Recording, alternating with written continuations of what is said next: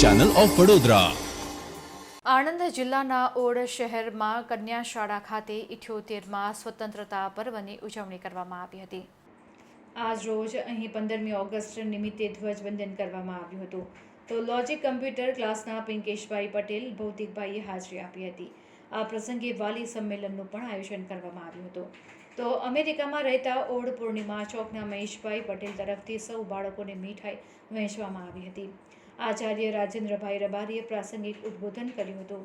Dharmaj foundation તરફથી બાળકોને 110 નંગ પાટિયા બાળકોને આપવામાં આવ્યા।